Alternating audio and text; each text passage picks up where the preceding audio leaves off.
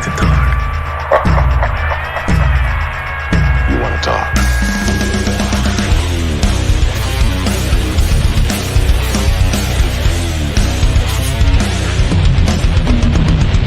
You're listening to Black Fawn Distro's Takeover Tuesday, the official podcast of Black Fawn Distribution, broadcasting live across the planet and retransmitted on all major streaming platforms.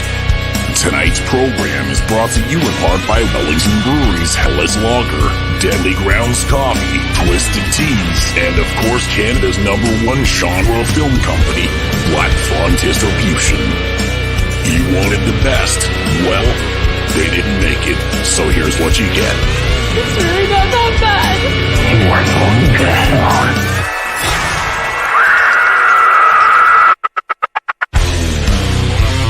Here's your host, Benner from Black Fawn Distro.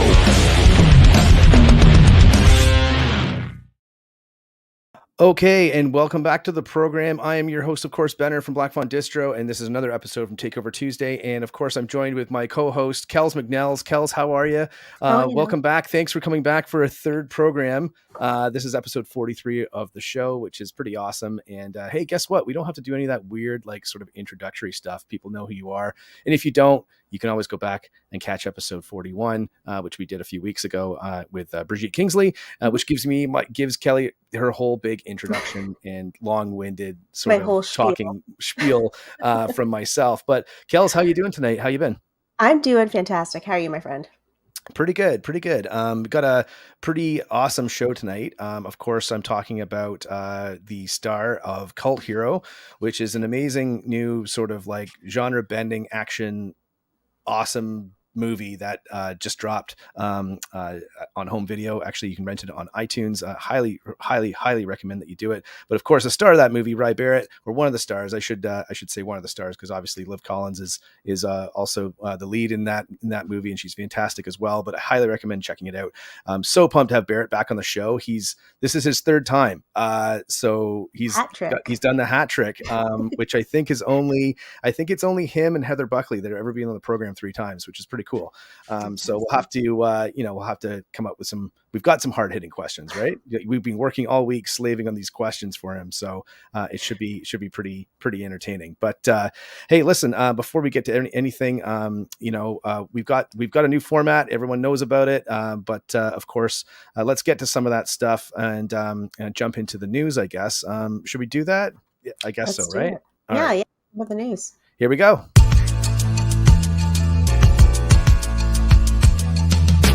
Top story. Top story. We'll give you the world. We'll give you the world. This may be the most important decision of your life. Can't stand the heat. Get out of the kitchen. Any special message for all the kids watching at home? You can't stand the heat. Get out of the kitchen. Top story. And remember, we care. We care.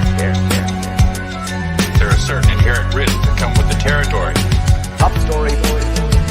Top story. We'll give you the word. Top story.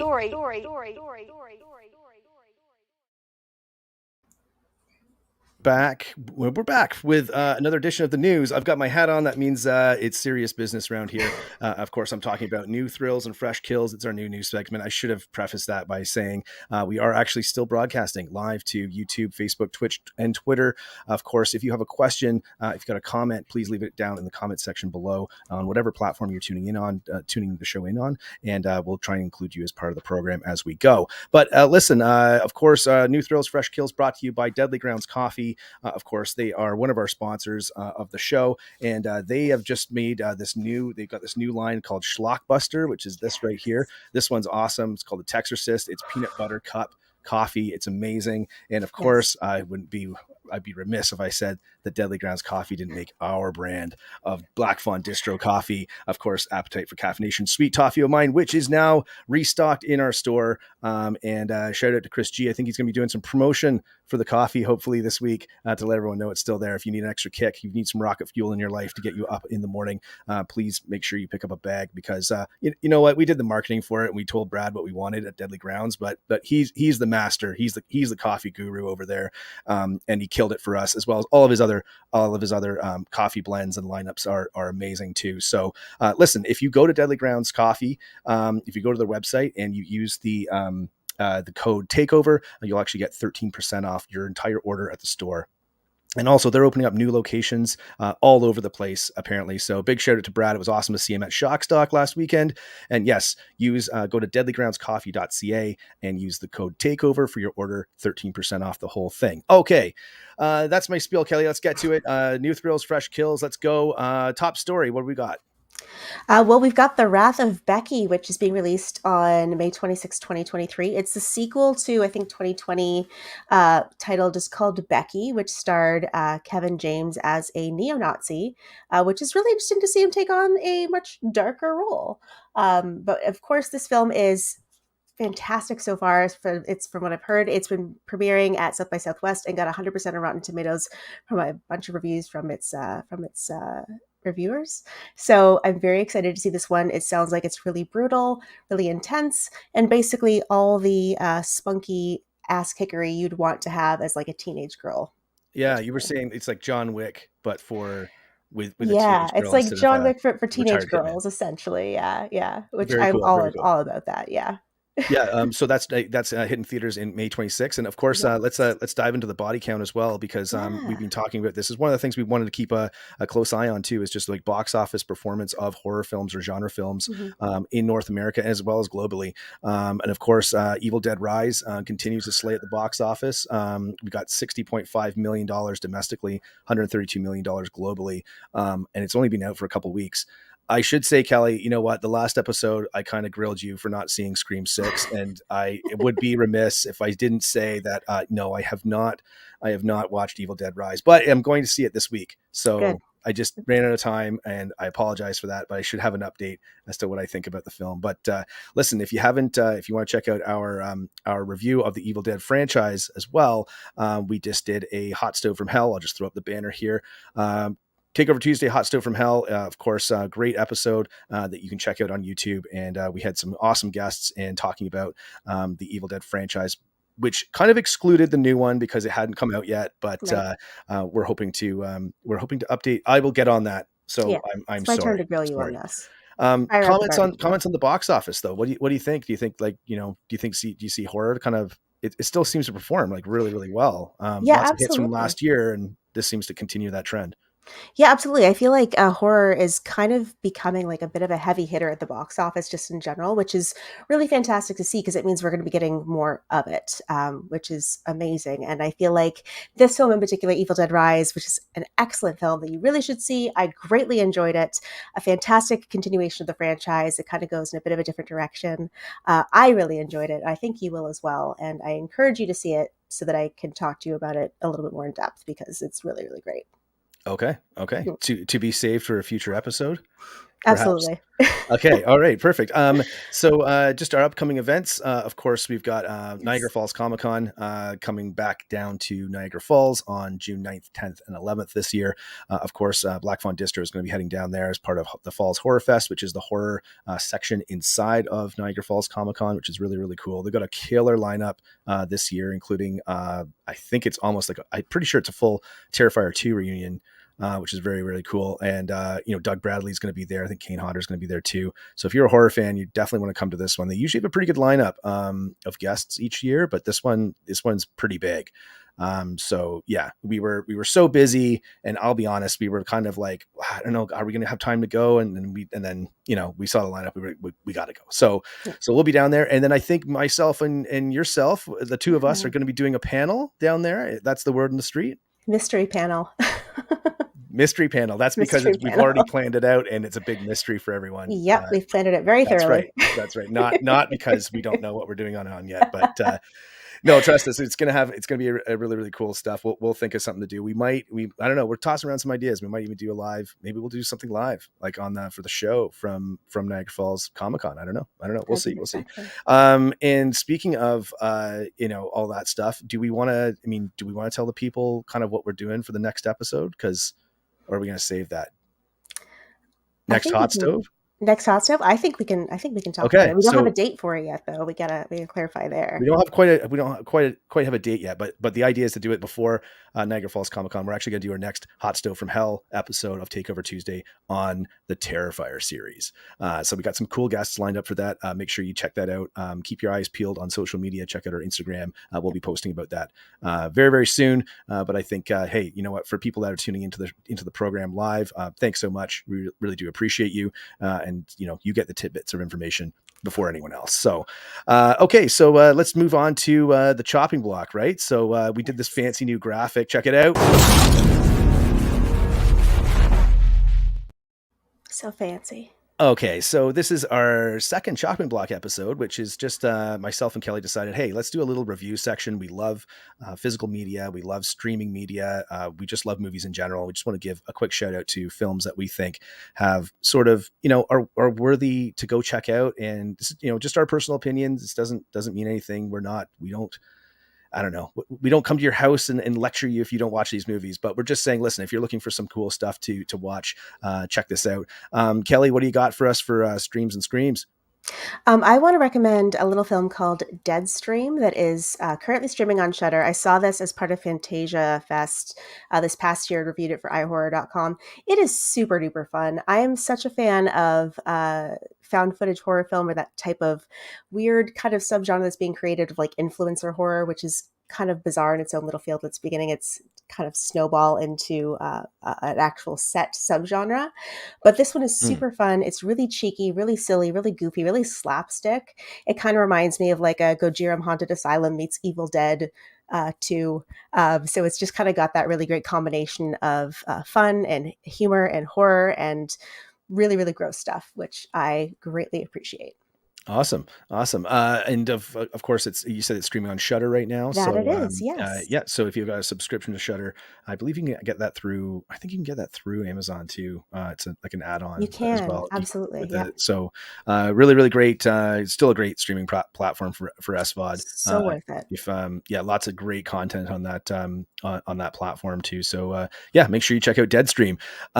My physical recommendation, and of course, I think we have. Don't we have? I forgot to play your thing, but Return some videotapes.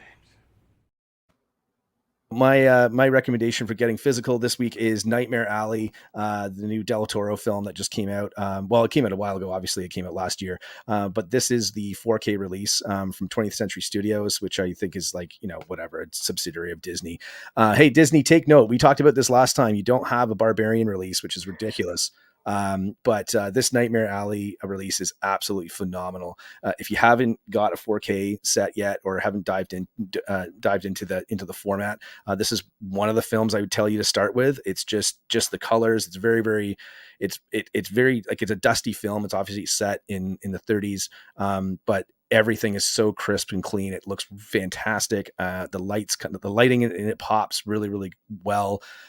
It's sort of, obviously anyone who's seen the film is very gothic, obviously falls into it's Del Toro's wheelhouse, but fantastic performances, a great film. I love Willem Dafoe in this film personally. Yes.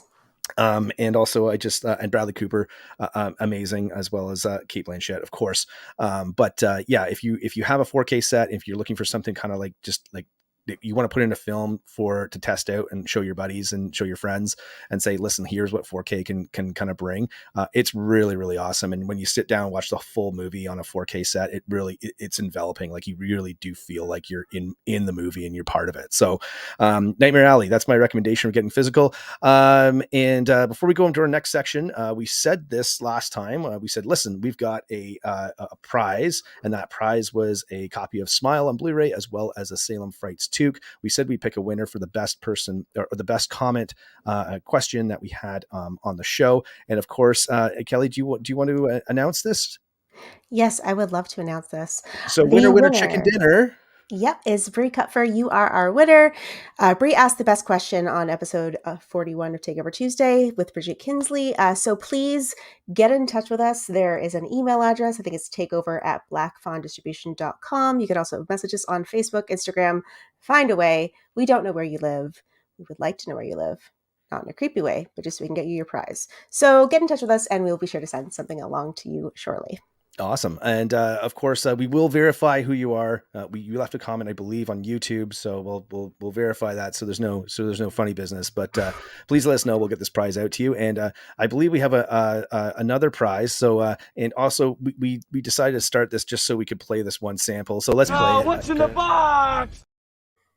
All right, so what's in the box? 1 second here. I will just open this box here. What's in the box? I'm opening it up. That's a 7 reference, if anybody didn't understand that. But holy jumpin'! Look what we got. We've got a copy of Black Phone on Blu-ray, which is the awesome Ethan Hawke movie, obviously, that came out last year, directed by Scott Derrickson. And it's this is a wicked film, and we've got it brand new, sealed, and it's for anyone who actually leaves a comment or what did we decide on this? We kind of went back. So leave a comment or a question. Tell us about why you dig about the show. Ask a question to our guest. Basically drop in the comments, let us know that you're here, and we will take our favorite or the best, and we will win a special prize. We really need to get like a drum roll audio thing for that whole like pulling it out of the box. I feel like that would be appropriate to have a drum roll fill for that. But you could just tap on your. I'm already running the samples over here. Like I don't have time for that. I can hear. What's in the box? The sample again. There you go. So 2 samples, price of 1.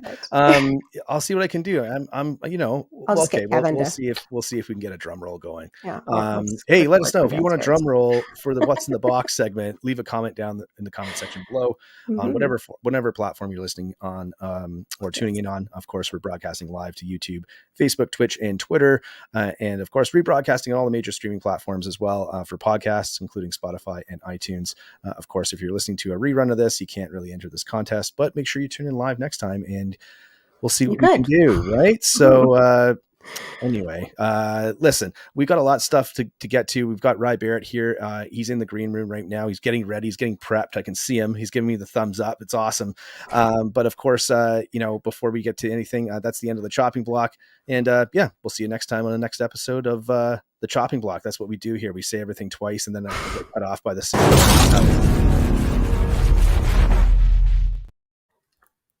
Okay, so we're back, and listen, let's introduce our guest tonight because I'm pumped to get this guy on the air and really talk about everything that he's been working on. Of course, I'm talking about none other than Canadian acting legend. Yes, I said legend, Ry Barrett.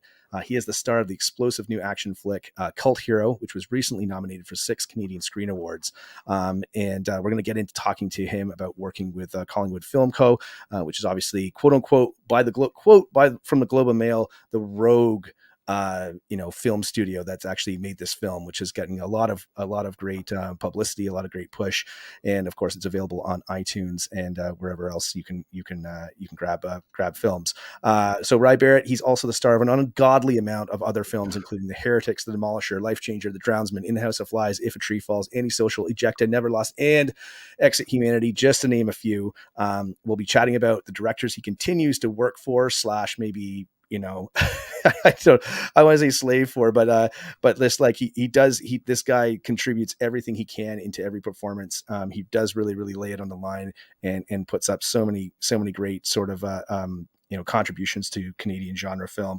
And of course, we're going to be talking about the projects that he's had a hand in developing and where his love of film truly originated from. So we've got Ry Barrett live on the other side, and let's take a look. Let's take a look at Cult Hero before we get there. Here's a look at Cult Hero. We've got Ry Barrett on the other side coming up next. I'm Dale Domazar, cult buster, an expert deprogrammer. And this cult is busting. Who among our number ordered a clown? There's no starship coming. Welcome, Callie Jones, Scenic City Realty. I want my marriage to return to how it was. We're happy, right? I think you're gonna fit in perfectly here. Are you ready to join the Ascension? What is this? some kind of cult?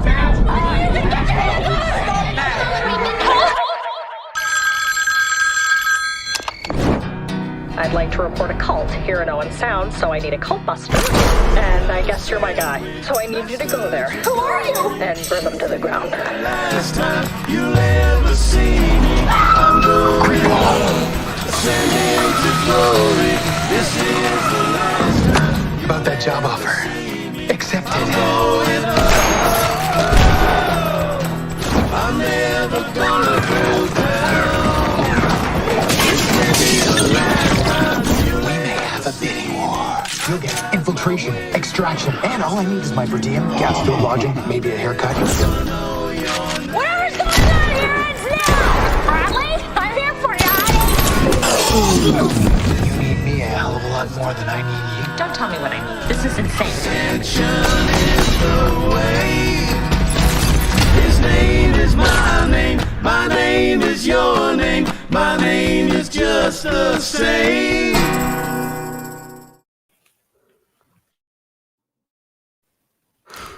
Live on Takeover Tuesday, Black Fawn Distro's Takeover Tuesday. Of course, that was Cult Hero, the new action film, explosive new action film from Collingwood Film Co., of course, and director Jesse Thomas Cook. And of course, one of the stars of this movie, Ry Barrett, good friend of the show. Thanks again for coming on the program.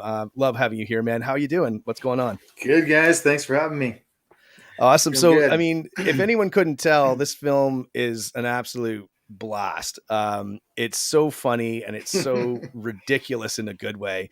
I think I can say that, and I think I speak for everyone who's actually seen the film. It's so much fun to kind of like just see you dive into this performance. Of course, Liv Collins is amazing in it too. Of course, Tony Burgess is Tony Burgess. I think honestly, we're gonna get to Tony in a bit, but I really do feel like this was like. Every time I see Tony, I'm like, this is the role he was born to play, but this is the role I think he was born to play. But Yeah. we'll get to your arch nemesis in a second.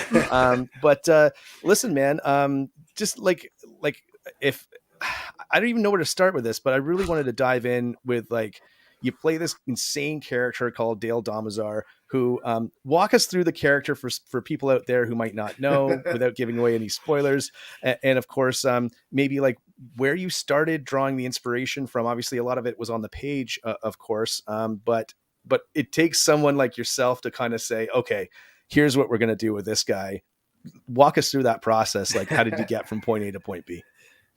There's a lot that happened there. I mean, the first thing was just getting the script. Liv and Jesse sent it over, and I was just like, "Oh, this sounds great." It's called, I'm like, a Cult Hero. I'm like, "Oh, this sounds interesting." And then they said the character they want me to play is Dale Domazar, and I just start flipping through the pages, and I'm just like, "Oh, this is gonna be fun." And I was thinking he was gonna get killed off or something like that, and then it just keeps getting better and better. And I was like, "Oh, this is fantastic!" It's like an Odd Couple film with two completely different characters who get paired up against this crazy psycho death cult, basically. Yeah. So like that was my first initial, and I was like, okay, I just immediately started picturing, because I didn't talk to Jesse or Liv really about anything right off the bat. I just started reading the script, and I just immediately started picturing like Magnum PI or like classic Chuck Norris playing this kind of character. And it just kind of stuck in my head, like the Hawaiian shirts and stuff like that. And then then some notes were sent over, and he was supposed to be sort of like a Dog the Bounty Hunter type, but even more like kind of like neo goth, like all leather and metal and like all that kind of a look. But then I kind of had this, I don't know, I just had this feeling to it. I talked to Jesse, and he was digging it, and it just kind of went with like the whole feel of everything too, and just was kind of a different take. But then and then from there it just kind of grew. We talked about it more and more, and I kind of started having this voice that was just going with the lines, and I didn't know if it was going to work. We did a table read, and I kind of did it, but I kind of took it down a little bit too. And I think we were all kind of, I don't know, we'll see how it works on the day. But then when we were there shooting it, it's such an elevated movie. Like just everything's crazy. Everything's crazy. And it just kind of, it just worked. It just fit. Yeah, and of course, it was pretty funny too because I caught this movie when it would play Blood in the Snow last year. So shout out to Blood in the Snow Film Festival in Toronto. Premiered at Fantasia, right? Which is a big deal for anyone who doesn't know. It's one of the best genre film festivals on the planet. There's a few of them up there. South by Southwest, Fantasia's up there as well. I caught it at the Toronto premiere at Blood in the Snow Film Festival, and I remember like I showed up like a little bit late. I was just late getting back into town, and I popped in, and I was just like, I remember sitting there watching it, and I didn't want to bother anyone, so I just kind of sat by the side, like by myself, and I was just like the whole time I was just sitting there chuckling because like we've known each other for years, and just like the whole like when I left, I was like, I couldn't stop saying like Dale Domas, like I couldn't stop saying the voice, like, and I was like, oh man, I'm gonna like, yeah, we're gonna have a few drinks at some point, and we're gonna say that name until like forever. So, was the voice yours too, or or was that something that kind of Jesse and Tony sort of brought into the mix and said, no, it's got to sound like this, or where'd that come from? That I think that was pretty much all me. Because yeah, originally he was. I mean, well, Dog the Bounty Hunter, as a reference, I mean, he's kind of got a bit of a gruff voice and stuff like that too. So like, I don't know exactly where we're in the middle of that, but then I just felt that he kind of needed to just be such a machismo, over the top, kind of like a relic of a different time, stuck in this character, right? So I just kind of was locked into doing it, and we did the first scene. The first scene we actually shot was the scene where one of the cult members, this is not big spoilers, this is kind of still early in the film, shows up at Liv's house, and there's a scene in the garage where that was our first interaction, where I show up with in the trailer there. Right. And and that's where I first started doing it, and I was like, all right, this is it. If it doesn't work, Jesse will let me know, and I'll adjust, and we'll figure something out, and I'll do something else. So certain lines, I don't think I even like went as hard there, and then other ones I kind of really drove it in. And then once we did a couple takes, it was like, all right, it seems like, so I just kind of went with it there. But yeah, no, the voice was just kind of a product of what he is. It brings it all together in a big way, for sure. Yeah. Like, and it does seem like when I was watching it too, I was like, this is so over the top, and yet it's so perfectly placed. Like the comedic timing in the film is very, very good. And you have all these kind of conflicting characters that are, sort of, they're caricatures of people that you would maybe meet. Like there are caricatures of the crazy people that you might meet in everyday life, right? So I thought it was pretty brilliant in that respect. But also like Dale feels like a character that he's sort of like lost in time. I kind of thought about this, Kelly, when we did our Evil Dead thing, when we were talking about the alternating Army of Darkness with the guy slept too long. He's like a man at a time. Like he doesn't seem like he's from any one decade. Like, he seems like he's this combination of like the 70s, 80s, and 90s, and he's just kind of floating around in the 2020s. Like I thought it was exactly what he is. He's still filming everything on camera too, which I love. I think that's a great detail. So this wasn't your first time, obviously, working with this crew. Of course, you've worked with Liv before, and Jesse Cook, the director, and of course Tony Burgess. Like, how was it working with this team again, and coming in so hot with such a crazy kind of over the top project? I mean, it's always a lot of fun working with all of them, because it's kind of like a reunion of friends getting back together whenever we shoot, because a lot of the same crew and cast comes back. We call it our like troupe, because they really like Jesse and Liv really have taken some time to find some great people, not just great artists, but like great people to just pull together to do these projects. And so each time we get to do it, it's just exciting, because you get to go back, and it's like summer camp. You go back and you get to make a fun movie and have a great time while you're doing it, and try new things. Like that's the great thing with them, is that they give you like the open door to just try crazy stuff like this. Like I tried something a little wild with another one we did, the Horde, a few years back, and same sort of thing. Like they give you this open avenue to really just experiment and try new things. And a lot of times you might not feel the confidence to do that, like with somebody you haven't worked with before, or depending on like how big the project is or whatever. But having that confidence to just go in and do that, it really, like, I don't know, it just lends itself to the whole project, because everyone looks at that and they see it and they try different things, and And if it doesn't work, it doesn't work. And we, things get redirected and then we roll with it. But yeah, it's a lot of fun. They're great. All great people. And I'd be, of course, like I said, we talked about Tony because I love that man. He's like one of the funniest guys I've ever met in my life. But of course, like, he wrote Pontypool. He's an accomplished writer. He's written all kinds of movies and other, other mediums and stuff. But, part of this movie, I think, is driven by the fact that like he wrote it, and then I think I feel like he wrote himself like into the movie, but I gotta have him on the show to ask him that. But he's so brilliant in this movie. He is. And it's such a funny, like it definitely it melds so well with your character Dale, because you're so weirdly different, but also so over the top in their odd way that it just plays perfectly. How was it filming those scenes on set? And as well as with Liv too, because Liv is like, sort of like, if for people who don't know, it's sort of like, she's like the ultimate Karen basically in this movie. So she's very over the top as well. How was it shooting the scenes? Like was a lot of it, was there any ad libs going on? Was it sort of like you mentioned, Jesse kind of saying, hey, listen, let's try some stuff. Was there anything in the film that you were like, hey, let's do another take. Let's really kind of, go for the throat here and just see if we can kind of open it up and be like, come up with some really, really funny stuff that's maybe not necessarily in the script. Yeah, there's quite a bit. I mean, I think everything that was in the script is there, minus like whatever happens in editing for timing and stuff like that. So everything that was written is there, and there's a lot of really good hilarious jokes in the script off the bat. But there was a lot of ad libs, and there was a lot of like just throwing things in and trying, and like in the middle of a scene, if something worked, we just do it, or try something, or we'd adjust with a note or something like that. But a lot of Tony stuff is him on the fly. Like it's just I think there's the one scene it cracks me up. It kills me every time I see it, when he's explaining the ceremony that's going to happen. He's standing at the podium and he's explaining to all of his lackeys. It kills me. Everyone says it literally is a scene that just stands out. He's fucking hilarious in it. And he was like that. I mean, he's like that in general. So he was literally just being Tony playing this character, but like, that's Tony. Like, that's him totally. Just coming up with stuff on the fly.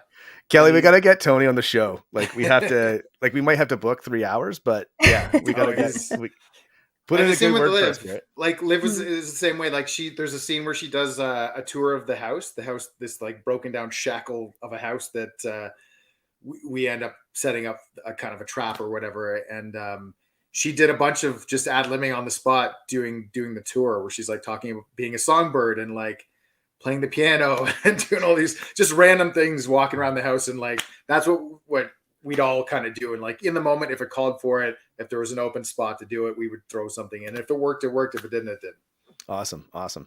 And of course, like the magic of editing, bringing in, all those jokes together is quite an accomplishment. And anyway, but congratulations on the movie for sure. It's doing fantastically well. And of course, anyone who is looking to check it out, you can actually rent it on iTunes, as well as I can't remember, Kelly, you said it was on Hoopla. Yeah, it's on Apple TV and it's on Hoopla. It's streaming on Hoopla, which is accessible to anyone with a library card, because as we've all learned from our youth in the 90s, having fun isn't hard when you've got a library card. Whoa, dude. Can you put that on a t-shirt and then get it signed by Dale Domazar? That's what I want. That's a Dale Domazar line if I've ever heard one.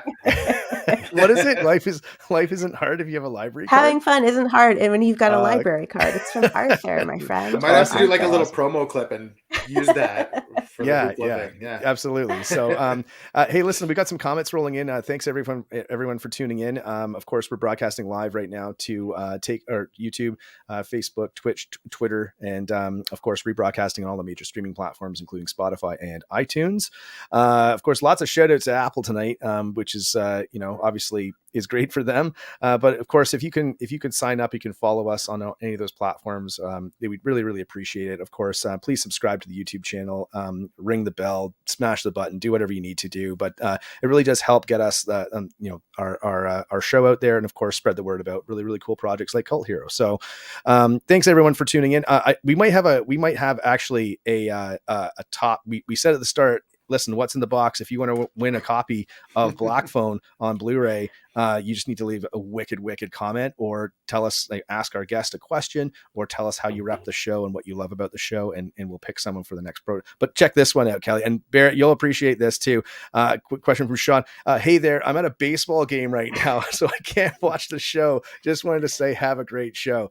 Sean, thanks so much. That's the best comment I think we've had in a while. So if he's at a Jays game, then that's yeah, that's right, Sean. If you're still listening, if it's a Jays game, I'm guessing it is, right? The Jays in town tonight, I'm pretty sure. So yeah, they're on the homestand, so he must be at the Jays game. So unless you're cheering for the Yankees, Sean, you might be the front runner to for the contest. And let's just see, just a couple of quick comments. Let me see here.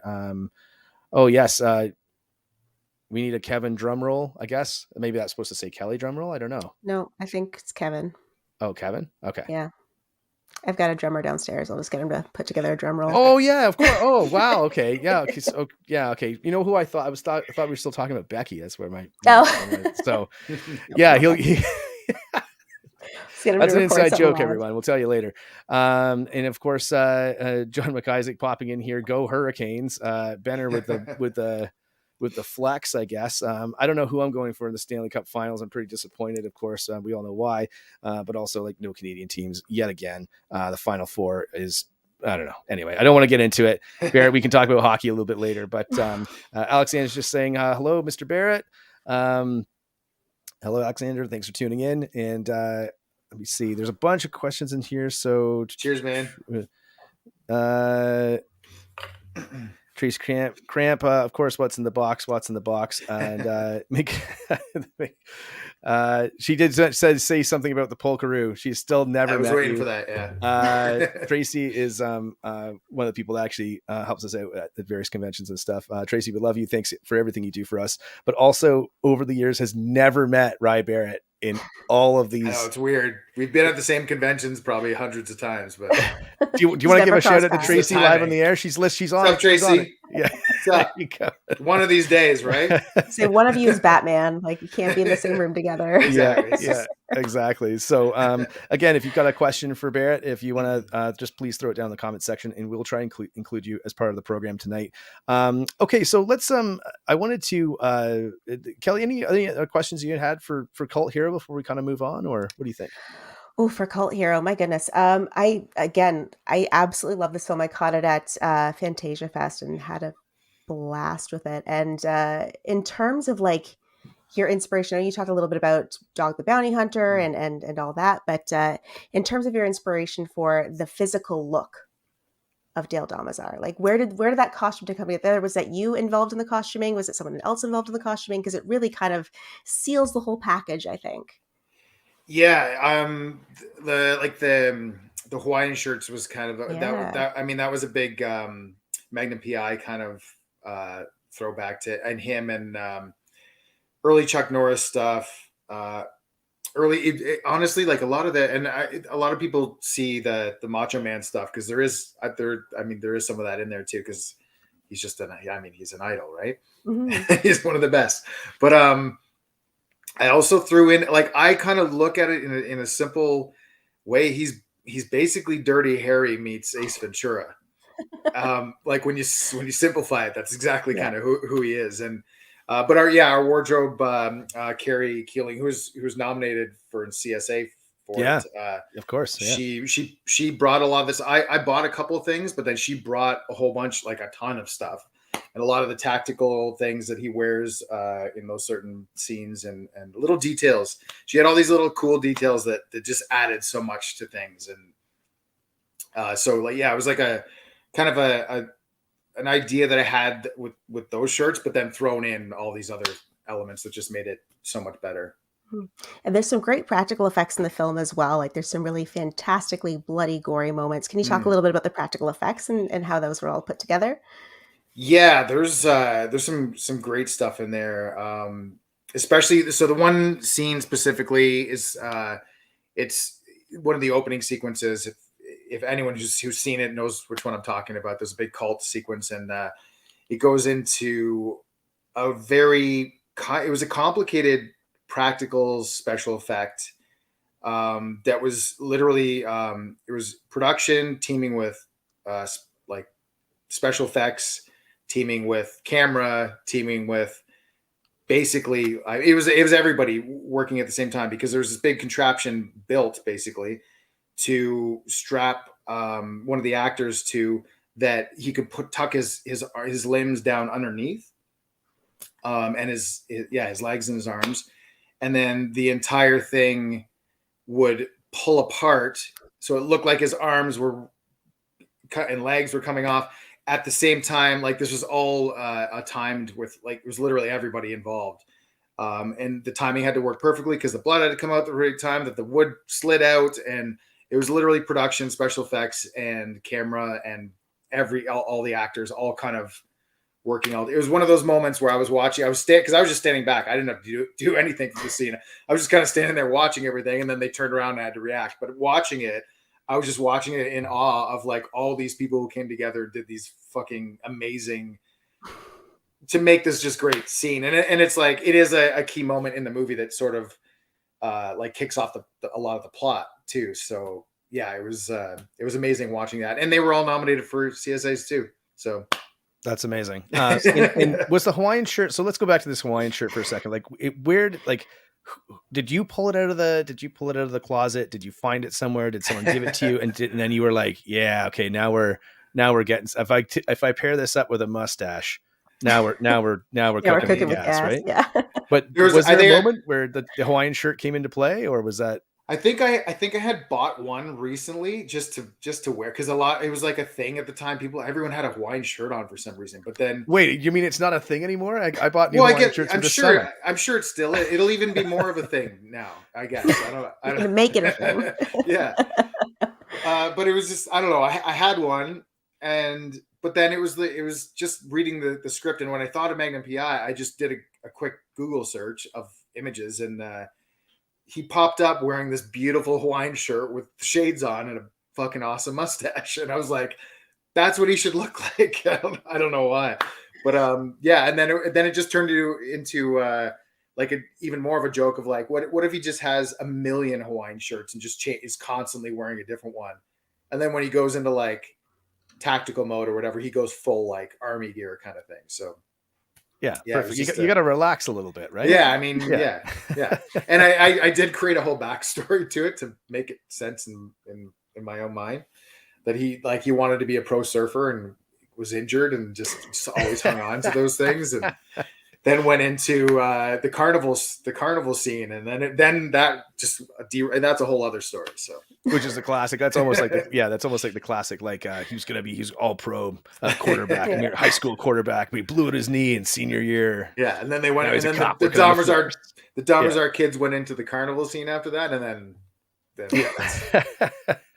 A couple other questions coming in. So Tracy has responded. She said, "Fun fact: Ryan and I were in the same film." Tracy, which film was it? Antisocial? I think it was Antisocial, right? So, which is even funnier that you guys haven't met, but we're gonna make that happen one day. It's gonna be a big thing. But also, just so a couple questions for you, Ry, coming in from our audience. From Alexander saying, "Ry, have you ever made a film in America? And if you haven't, would you want to?"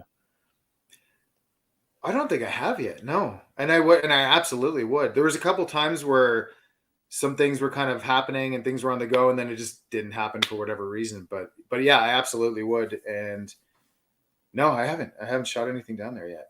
I've been kind of like toured halfway across Canada, but there's still some provinces I haven't shot in too. I made a bunch. Yeah, fair enough.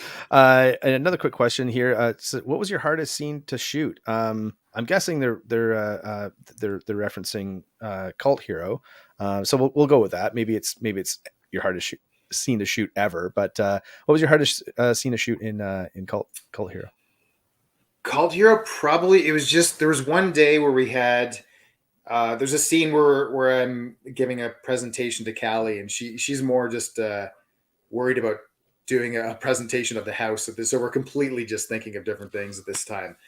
And I'm putting on this big presentation. But while we were shooting it that day, it was just one of the hottest days of the summer. It was like, I don't know, in the 30s. And we were shooting this old house where an older woman used to live with a bunch of cats. And the cats had like peed all over the house and it had absorbed into the wood floors. And we were shooting on the second floor, which is actually more like a third floor because like this like is a huge house, high ceilings. And on top of that, it was just an old personal thing. I woke up with a migraine. So I was like popping Advil, trying to focus on this big presentation, which is like a lot of it's off screen, but at the same time, it's like you still gotta deliver it, right? So that would have been my toughest scene just because of that. It was like a perfect storm of just crazy stuff, and we were sweating our makeup off like every 2 seconds, and just trying not to sweat on camera while saying Yeah, with a migraine, with ammonia, cat and pee, and it was like that was the worst of it. But it was like the location was great. Other than that, it was the only day that we shot like on the second floor, and other than that, it was fine. But that day was a little trying for everybody. Yeah, the house is so cool looking. I love old houses like that. It looks absolutely amazing. Did you guys film inside, like the whole, like how much of that was actually in the house and how much is there any sets built or was it all inside? So yeah, no sets are built. These were all Barry Moore's properties in Owen Sound. He owns the big like cult Hope Acres location. Not the interior, but the exteriors that you see and like all the outdoor stuff that happens there. But then all of the interiors and the outside of the house that we sell, where that whole sequence happens, is also his house. And a bunch of them are in the Horde too. But yeah, he owns all these beautiful properties, and he's slowly restoring them. But it's like so much work, and he's not like in his 20s, so he's doing what he can. But at the same time, it's like they're beautiful to shoot. Oh, good stuff. And listen, just in the, we always like to be transparent and honest with our viewership and our listeners. And I have made a mistake. It actually wasn't Antisocial that you and Tracy were in. So she's just commented here saying, so it's been like 12 years. We've never met in person. Laughing, crying emoji. But the film was Abolition, I guess, which was not Antisocial. So that's going way back. Yeah. So there we go. So sorry about that, Tracy. We'll try and make it happen for you one day. But listen, Barrett, I just wanted to kind of jump kind of a little bit past this movie and kind of take a few steps back in time. But me and you have chatted about doing we've gotten into somewhat a lot of debates about movies and that sort of stuff over the years. But where do you think, like, you obviously love films, you love movies, you've worked in genre cinema for a long time. What's do you recall like how you got into like liking movies? Do you have like any sort of story that you could tell us about like what really drew you to the medium and what continues your love for the format? I was nurtured to love movies at a very, very young age. Like growing up in the 80s, with a big brother and a bunch of neighborhood kids. It was like out of a movie or something. Like there was a bunch of neighborhood kids, and one of them would rent a movie, or we'd rent a VHS, and you'd have to rent the actual VHS machine at that time too, because barely anyone owned it. And because I was younger. Sorry, the things that kids won't understand today. Yeah, right? I know, right? Wait. You had to rent the machine to watch it, right? But there would be like a machine that was like this big, and it would come in like a case and like padded case and everything, and like the pop top and all that stuff. Oh, the best. It was great. It was great times, and it was like again the 80s. Like kids are just running wild, unsupervised, doing whatever, because especially in a safe neighborhood that like you didn't. I mean, no neighborhood's truly safe, but at the same time, we would go to one of the kids' houses and go down to the basement and we just watch a movie. And because I was the younger one, they got to tag along with my older brother. Most of the kids are 4 years older than me, and we'd be watching. Like I remember watching The Howling and The Thing and Nightmare on Elm Street's when I was like, I would have been like, I don't know, 5, 6 years old. But I just loved being there with and hanging out with these. And there'd be times where I was like, oh, he's got to go now or whatever. So that's how it kind of started. And then me and my brother, that grew. Like we would start seeking out movies and renting them. And we used to buy the big Leonard Maltin movie books that would have all the reviews and all the movies through them. And we just like go through them like it was like our Bible. And whenever we saw a movie in the TV guide, we'd set the record for like midnight movies and stuff like that, and record everything off of City TV, and then go watch it the next day. And my brother would be introduced to movies and he'd tell me about it, and then we'd go back and forth, and then I'd talk with friends about it, and then everyone would start, and it just it started really young, and it stayed that way, and it only grew the more I got older and learned more about it. And I was really interested in like special effects early on. If I wasn't an actor, I think I'd be like a special effects guy, because I was always interested in that, and like would take books out of the library literally and just like study how to do a gunshot with like pulling a button off. You paint the hole on and you put the button on, and there was like all these little things. And like I'd watch the old Fangoria Awards, like way back when they used to be on cable and stuff. Yeah.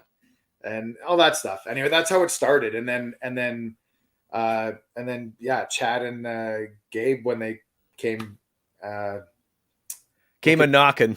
Yeah, when they came a knocking looking to make Desperate Souls, I was like, because I wasn't really doing acting anything, but I was working in communications and interested in editing and camera stuff at that time.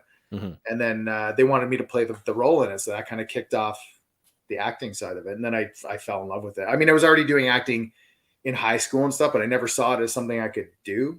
No one ever told me that I could do that. So then that was that. Was there a film that you mentioned, like watching, because that's how I kind of got into especially horror movies as well. Like I was always watching the thing that I wasn't supposed to be watching.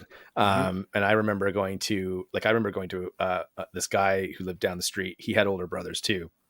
And I went over there and I watched this horror movie that gave me the worst nightmares ever. And for a long time, I didn't actually know what the movie was. And then I remembered a couple things about it.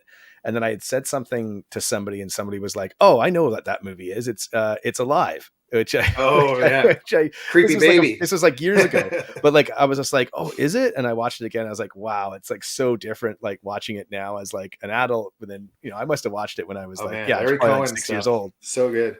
And I just remember the scene where the milkman goes into the and then all the blood mixes with the smashed milk bottles. And anyway, but my question being, was there a movie that did terrify you when that you watched maybe with your brother and his friends, and that terrified you enough, but also is exciting enough? It's like a roller coaster, right? Where you're like, I need to get more of this. Terrifying but enticing. Yeah. I can immediately I can think of three that stick out and they stand the test of time. And I think one of them was rented. We watched like in the basement of my friend's house. It was John Carpenter's The Thing. Stands as one of my favorite films today. Yeah. The other one was on a Halloween night. We came back from after trick-or-treating, and my parents put it on, and it was Night of the Living Dead. Just like first time watching it, and I was like, what? I think it was one of the first black and white films that I watched straight through. And I would have been like 5 or 6 years old and just thought it was a fantastic. Maybe I wasn't 6, maybe I was 7. I don't know. And Aliens. It was on I remember it was the first cable screen or showing of it, and it was like a Friday or Saturday night, and we were camping in the backyard in a tent, and we watched that, and I was like so terrified afterwards, thinking aliens are gonna come into the tent. I don't know, it makes no sense, but those three right off the bat I can think of when I was young, but they immediately made me love how they were made and like the special effects involved, and just like there was something different about each one of them that made them so great. And they scared the shit out of me when I saw them. Aliens may be one of the best sequels ever made. So good. Other than Terminator 2, I think it might be the best sequel ever made. But he's really good at making sequels. Let's give him that. Yeah, he does all right. I was gonna say it's really easy to see how you'd be drawn to like special effects, especially after watching The Thing, if that's kind of the impact it had on you as a kid. Yeah, for sure. Because it's so, even if you not watch it today, it's such a fantastic example of using practical effects that kind of work on film. So okay, and so let's there are still some comments coming in, of course. Thanks everyone for tuning in again. We are broadcasting live to Facebook, Twitch, Twitter, and YouTube.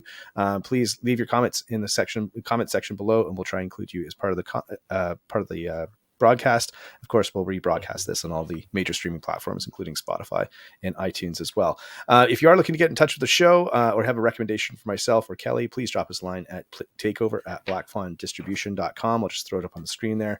And of course, if you are our winner chicken dinner tonight of or what's in the box thing, please drop us a line there too. We'd love to hear from you, Bree, and we'll make sure you get your prize to you. So anyway, Barrett, let's there's a lot of things going on, and of course you've been on the show before, so this won't be a surprise. So I was going to catch you off guard, but we got to do this, right? So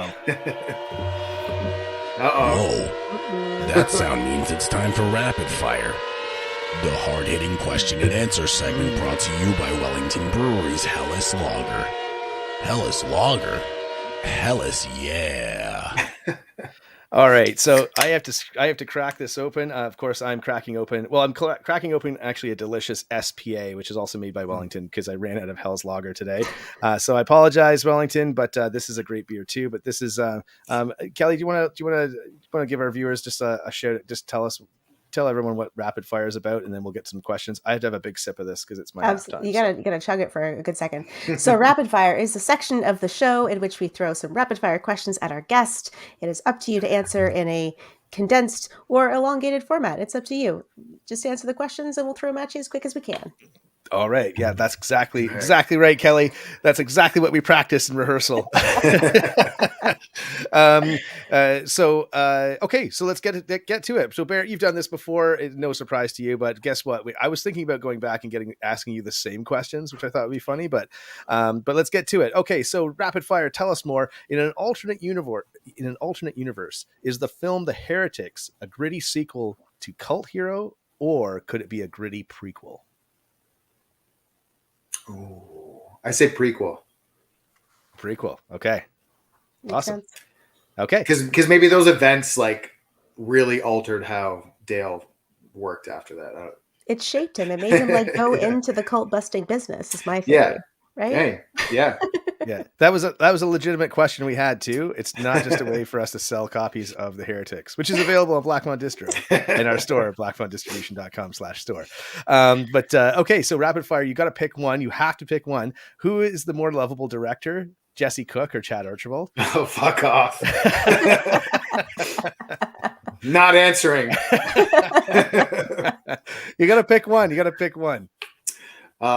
Chad Cook and Jesse Archibald. Jesse Archibald. Okay, fair enough. Rapid fire number 3, Total Recall. Okay, could you tell us and our audience about a favorite experience you've had while working on one of the film sets that you've been a part of? It can be anything. When we shot Matchbox Pictures, Kingdom Come, they shut down a whole highway to shoot this big epic car accident scene, and I just hadn't been a part of something like so grand. And there was 40 cars, and they were a bunch of them were turned over and smashed, and there were bodies everywhere. And anyway, that was that just jumped out because it was such a huge and cool looking sequence. Awesome. Rapid fire question number 4. Tell us more. The 1990s are seeing a bit of a retro resurgence right now, much like the 80s did a few years ago. We just talked about renting VCRs in the 80s, but in your opinion, what was the best thing about the 90s? 90s was really interesting because the CGI was just kind of becoming to pass and being something viable to you because Jurassic Park kicked that off. And what's really cool about it is there's some really good movies that used it and some really bad movies. So you can watch, and you can watch how it grows, and you can watch how some people just might have thought they could pull something off with the CGI and then realized they couldn't, and then had to go practical because of it and stuff. I just watched, it was on TV the other night, Congo. And I was watching that, and I'm it's just such an example of and it's not a great movie, but I love it. It's just such a 90s movie. And there's so many of those out there that I love me a good 90s cheesy.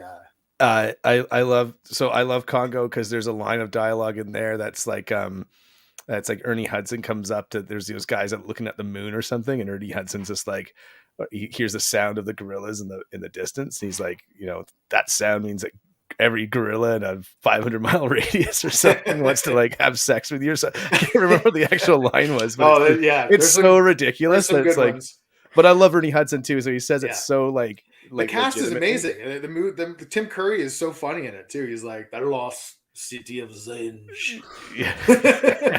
That's when we're like, wow, Says it Jurassic over and Park over made a bunch of again. movie. What else has Michael Crichton got over there? Oh, the monkey Man, movie. well, Let's after make that. Jurassic Park, they just exploded everything that he had. And Yeah. I mean, he has stuff way before that too. Like they're like, yeah, let's do Congo because it has some CGI capabilities, and it's like. Yeah, I just watched it's funny too because some films too as well like use both. Like you said, probably because they couldn't necessarily spend all the money, or they just didn't know how to do it. Yeah. And so I think like what I just recently watched was Blade 1, which Blade is was like great. an awesome flick. And it's got like some questionable CGI just from basically from the time it was made, but also like some amazing practical effects, like the super like overweight vampire that's like he's like a Jabba the Hutt guy that's like in that thing, and then like even like, the bloodbath at the start is fucking awesome. That's a great movie, and because that was the point like a few years ago when people were like, Black Panther was like the first black superhero, and everyone was like, what about Blade? Like was made in the 90s, right? Like, Blade kind of kicked no. off all the comic book stuff, right? Like when you really look at it, it was the first Marvel movie. Like Marvel it was never before looked X-Men. back ever since. Yeah. They're just full throttle since Blade. Blade did it, and then X-Men followed, and then it was like bam. Also, speaking of like grumpy old men and like over the top characters, Chris Christopherson in the Blade movies is fucking awesome too. So shout out to Chris Christopherson. I don't think he gets enough love, but he's a gem. Okay, and last rapid fire question: Have your say. The horror genre seems to be gaining mainstream popularity. Is this something that new, or do you think it's something that's always existed? Care to comment? I think it goes through cycles. I think the cycles are usually connected to how people are feeling either politically or socially. And there's lulls where people are kind of, apathetic to certain things. But if you watch the cycles of what kind of movies are successful, it's usually because of, whatever's happening in the world at the time or in the past 5 years or something like that. And like, I'm not just saying that, this is something that like you watch any documentary about the stuff over the years, and like all the great directors and everything, they've noticed it and they've seen it. And if you like look for it, you're like, yeah. And I think a lot of the stuff that's doing well right now is it's very base, and it's like in a way that's like going back to the roots and looking what really does scare somebody or what really people are looking for. If you take something low budget, low budget, but like Terrifier 2 killed it at in theaters, and Skinamarink and stuff like that. And seeing that is inspiring, because we love seeing something different and new out there instead of just the same old shit being redone and redone and redone. Not that some of that isn't great. It's cool seeing something different getting a spotlight on it, and something more independent, like outside of the box, getting, a light shone on it. Right. Well, the correct answer to that question was no. But thanks for the insight. I appreciate it. I'm sure our listeners will take something away from that. But no, just kidding. Again, of course, that was our rapid fire segment brought to you by Wellington Brewery's Hellas Lager, and again, as well, a special guest star SPA. Thanks, Barrett, for being such a good sport. Of course, I know this is your second time in the rapid fire in the line of rapid fire. But listen, we're going to take a quick commercial break. But stay put. I definitely want to talk to you about Canadian genre film and what you have coming up next. If you're willing to stick around for a few more minutes, we'll be right back after these messages, and we'll talk some more film with Ry Barrett.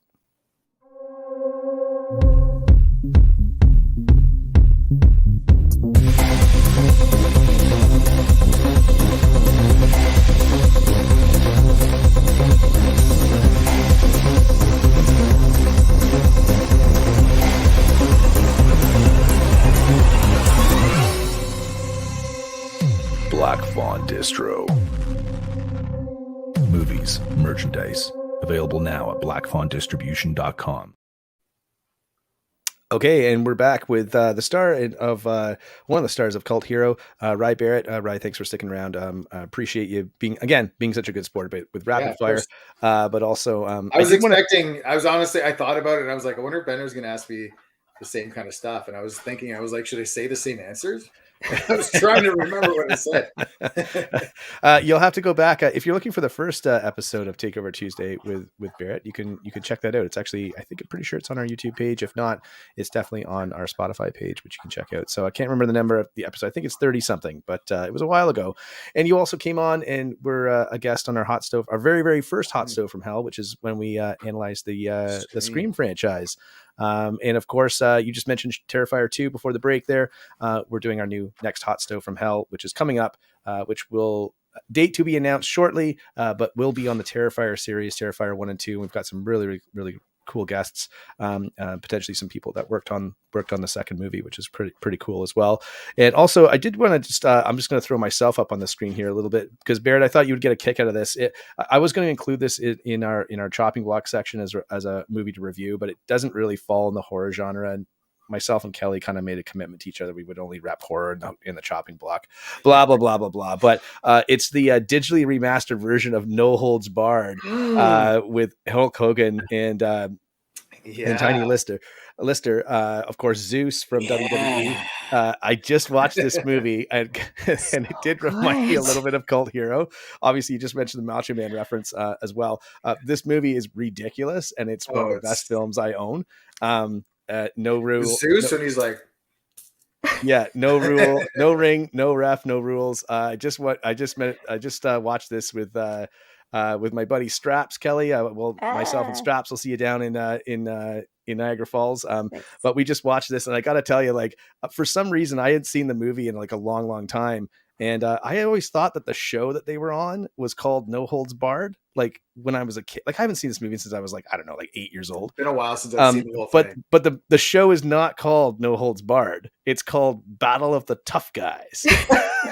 Like, I'm not even making that up. And it's like, we were joking around, like we were sitting around the other night, and I was just like, and then after we watched the movie, we were like, I can't believe that they would think to call the show like why wouldn't they call the show No Holds Barred? Like it was like a UFC type thing. And it was like another funny thing in the movie is just like, we'll see who survives in the this octagonal cage. And we like both looked at each other. We're like, does this where UFC got their like got the idea from? Is this fucking movie? But then we also had a thing. We also had a thing where we're like, that's how Vince McMahon had decided it, right? He was just like, we're gonna call the show No Holds Barred. He's like, no, Battle of Tough guys. So, like, we already have the song. It has No Holds Barred right in the title. Kelly, you got to watch this movie if you haven't seen it. I've seen that movie. Let me tell you, I love that movie. It's fantastic. It's so good. Is Hogan's name Rip? Yeah, his name is Rip. And does he do that in it?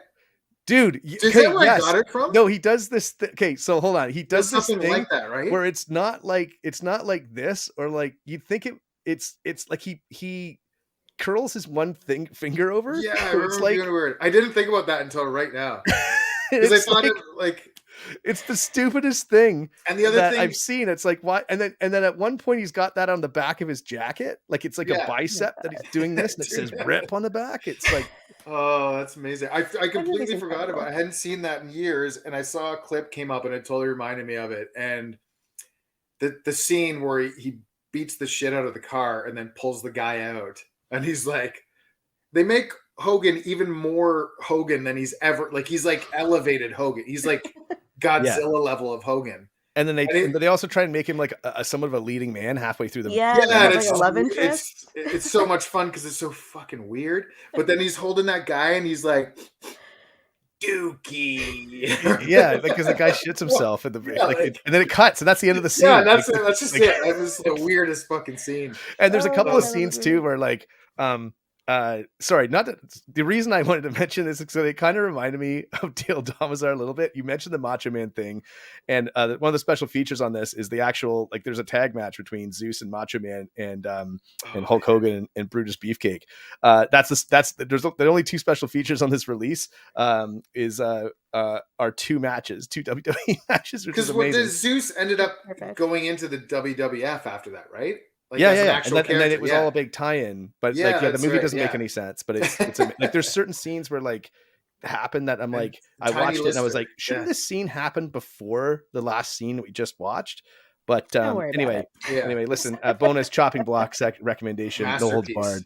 I Wrestling get the theme masterpiece song right stuck there. in my head all the time. I'm not gonna lie to you.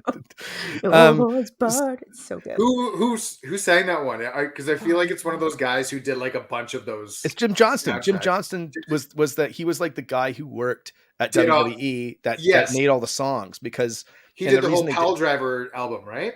Right. Yeah. Yeah. And the reason they did that was because then WWE wouldn't have to pay they wouldn't have to pay money for song rights, right? To use them for entrance music or movies or anything like that. They would already own all that stuff. And Right. it's pretty interesting too, because like I just watched this thing with Stone Cold where he went to Jim Johnston and said, listen, I don't know what my new music's supposed to be, because he was transitioning to becoming the character, like the Stone Cold character. He said, but it's got to sound like this is what I have in my head. And the song he gave him was Bulls on Parade by Rage Against the Machine. He's like, it's got to be that kicking like vibe to it. And then he came up with like the Glass Smashes type thing. And that's the music that we all love today. And we all love to play at weddings. Anyway, sorry, not to digress here. We can talk about wrestling. Our audience, for a while. we just started talking about No Holds Barred, and our audience ticked up a bit. Just saying. Anyway, but listen, I wanted to talk to you about, at the top of the show when we were doing your introduction, just listing off a whole whack of movies that you've been in. Your resume is packed. We've obviously mentioned other movies that you've been in that we didn't mention off the top. What keeps drawing you back to like Canadian genre projects? Obviously it's location, and vicinity to where you live, obviously. But what keeps drawing, not just as an actor, but also, you've dabbled in writing, you're starting to produce films as well. Like what brings you back to kind of contributing to Canadian genre cinema? I don't know. It's more the I think the people that I work with. Like I don't know if I wouldn't really consider myself like a huge like patriotic person or whatever. I don't know. Borders are kind of just a thing. They're just a line. When it comes to meaningless, man. Like, you know what I mean though? Like I love my Yeah. country and I'm lucky for where I live, but at the same time, I think it's just because I've been lucky enough to meet so many people and so many creative people and being able to work with them again and again. But I love the idea of having, and it comes down to what I was just saying about like horror in theaters and that stuff. But people who are not afraid to make something different, something outside the lines and the borders. And there's a lot of I don't know. I hate like blanket statement or anything, but like there's a lot of stuff that gets made is it within a certain formula, within a certain tax bracket of things and this and that, and whatever. And I feel like filmmaking and art shouldn't have rules or governing to it. Like it should just be go out there and make something that you think is entertaining or that says something or that's gonna affect somebody in some kind of way. And there's so many fucking things that are like set in place to stop people from being able to do that, or from stopping it from getting out there, or people being able to like promote their films or whatever. And I just like, I don't know, like working outside the boundaries and the lines of things, I guess. I don't know. It's not always the most lucrative way of doing things, but I'm just kind of always drawn to that. And I don't know. I would do like don't get me wrong. Like if somebody approached me with a huge project and it was like formulaic, I'd probably still do it. But like, I like having the options to hopefully do both and work with the people who really just come up with something new and are trying. Do you think there's some truth to like people having to pay their dues on the film circuit and really understanding how to get their hands dirty and how to put in those extra hours? So when a kind of a bigger project does come along, they're more seasoned to kind of take on a project that's bigger, or do you think it doesn't matter? I think there is and there isn't. I think it depends on the situation and the person. Some people will jump right into something and they just know, or they just have it, or they'll learn as they go, which is what a lot of people have to do. And then there's a lot of people who are just in it for the wrong reasons, or haven't taken the time to learn the details that they need to. And then when it comes to just paying dues and stuff like that, I'm like, I don't know. Same thing. You can't label one way or another. It's like, yeah, you should, and you have to respect the people who put in time and do certain things. But then there are a lot of great artists who've come out of nowhere and done nothing, and they present this new perspective, and you got to respect that on the same level too. So I think it's got to be like a case by case basis.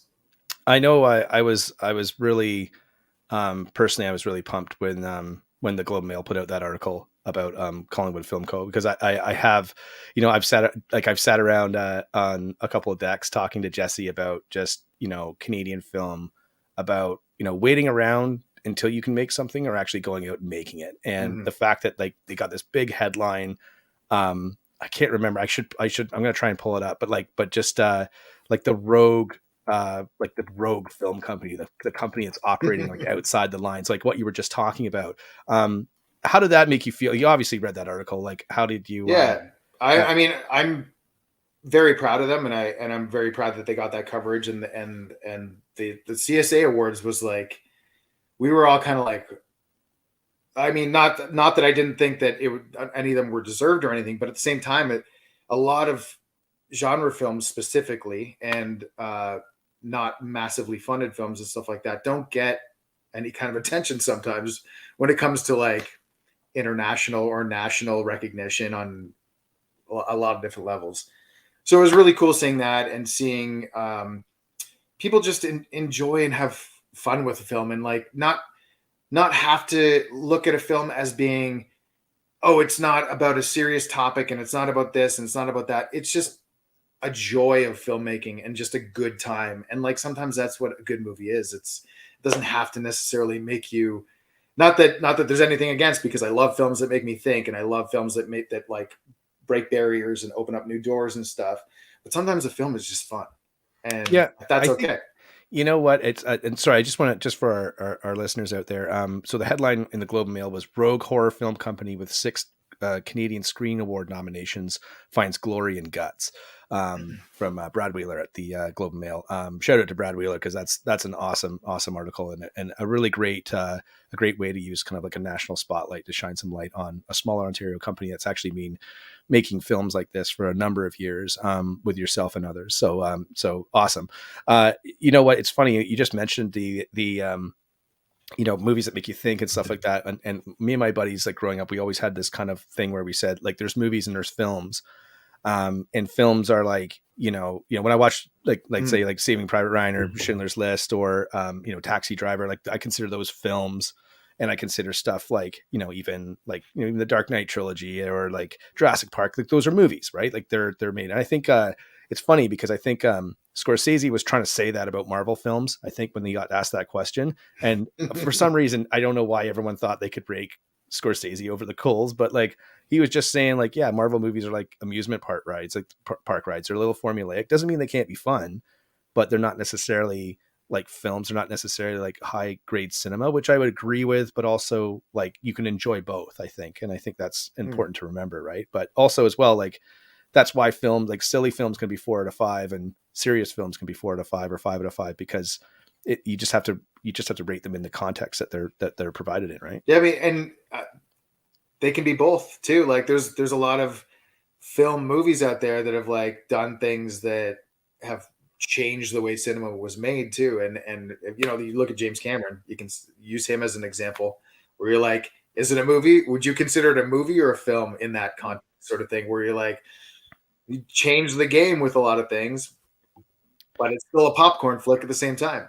I want to know how, like, I want to know how much James Cameron struts now.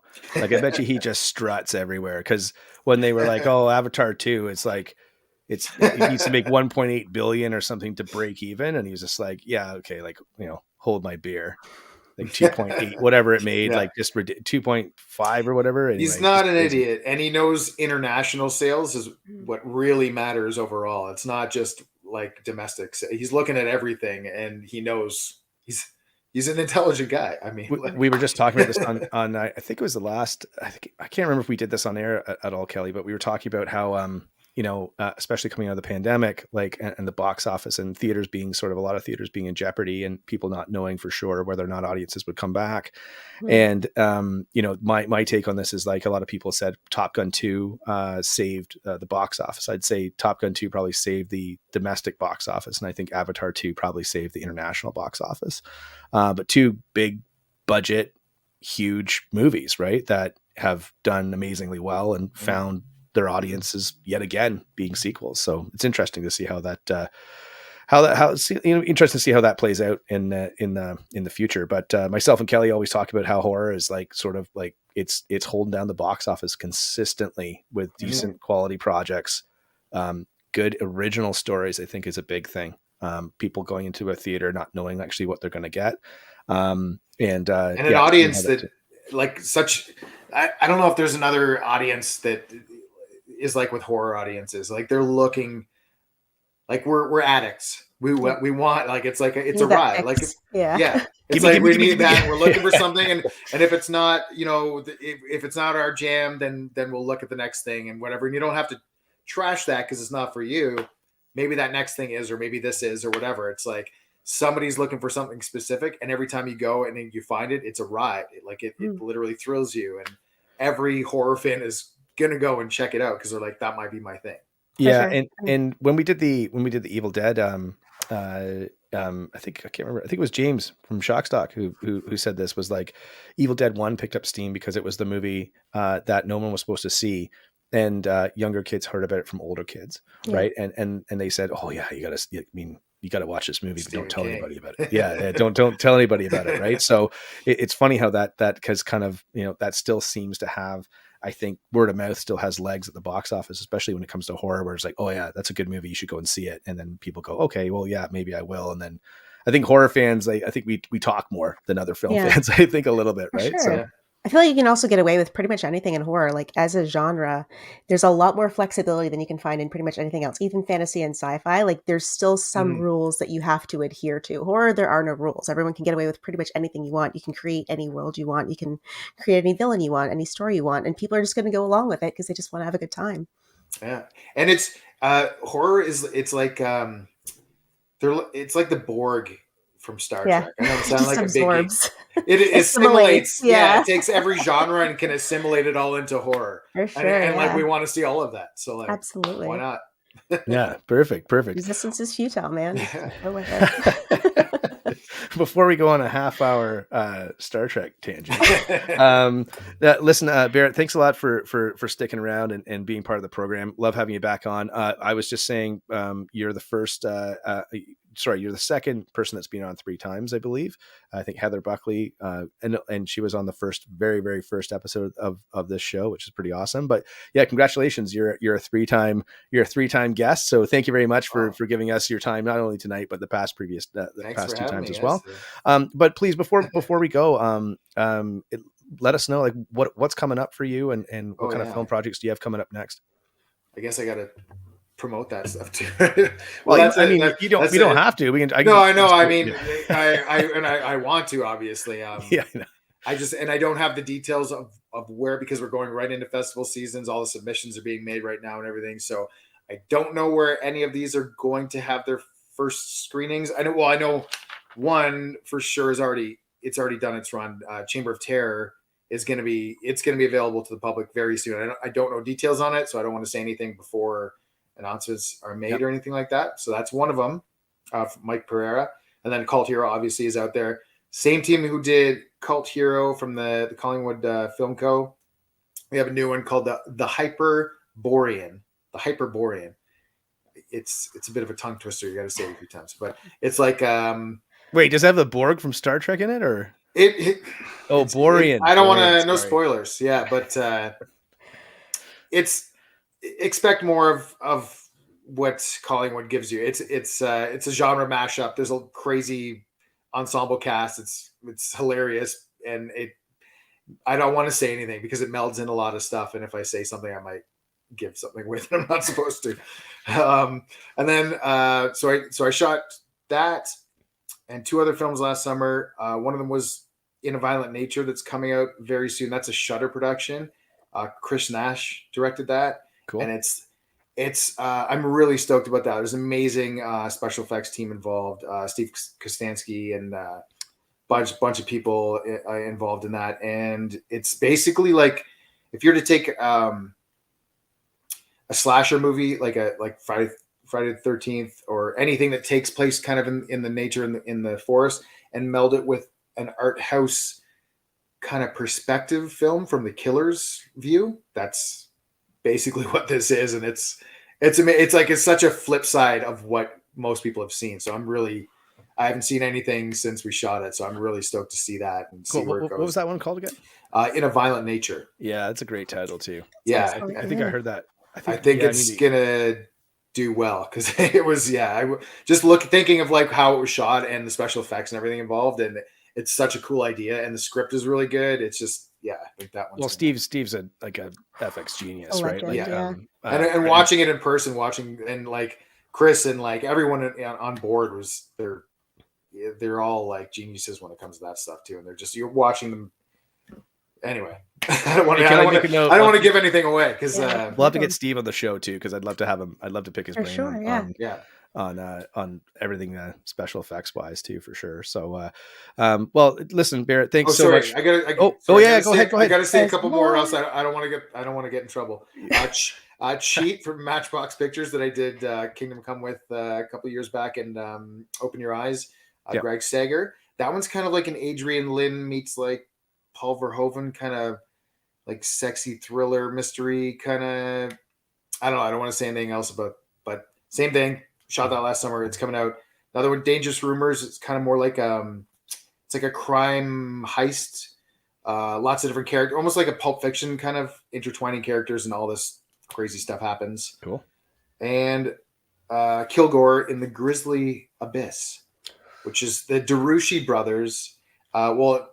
They're Mason DeRushi actually directed it, and it's an adult puppet like horror movie. It's kind of like a cross of Conan meets The Thing.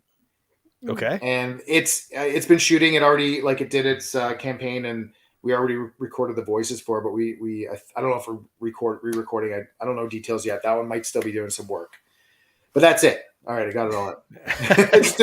I'm just always afraid of leaving somebody out, and then I don't want anyone feeling getting bad. angry emails. Yeah.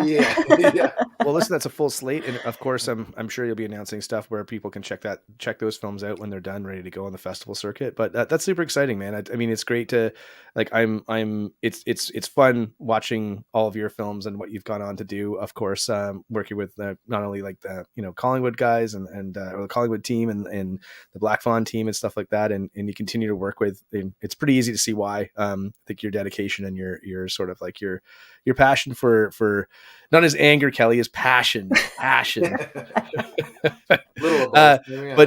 yeah, I mean, this it's awesome to see that you continue to sort of thrive in the industry and keep contributing to Canadian genre cinema. I think that's pretty awesome. So well done, sir. Well done. Thanks, guys. As long as it's as long as people aren't yelling and screaming and want to watch the movies and don't have problems with me in it, then I'll keep doing it. Well, listen, stick around, but when we go off the air, we'll catch up a little bit more after the show ends. But again, a big thanks to our viewership tuning in tonight.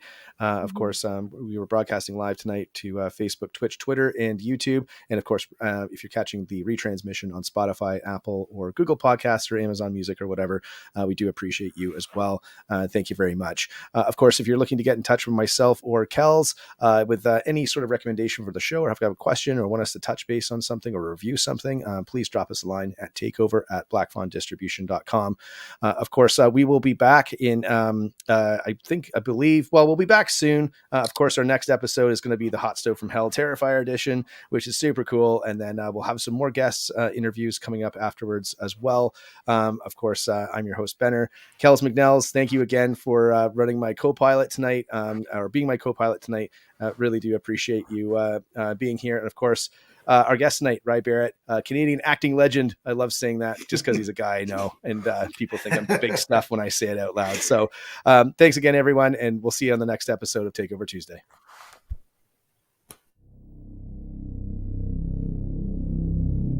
And that does it for another episode of Black Fawn Distro's Takeover Tuesday.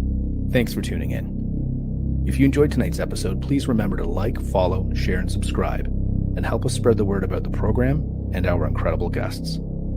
If you're interested in grabbing some more information about Black Fawn distribution or want to check out our film titles and merchandise, you can find us online at blackfawndistribution.com. We'd also like to thank our sponsors: Wellington Brewery's Hellas Lager, Deadly Grounds Coffee, Twisted Teas, and of course, Black Fawn Distribution. Just a reminder, you can always catch Black Fawn Distro's Takeover Tuesday live on Facebook, YouTube, and our other social media platforms. Or pick up one of our retransmissions on any of the major streaming platforms. Until next time, I'm your host Benner from Black Fawn Distro, and we'll see you soon.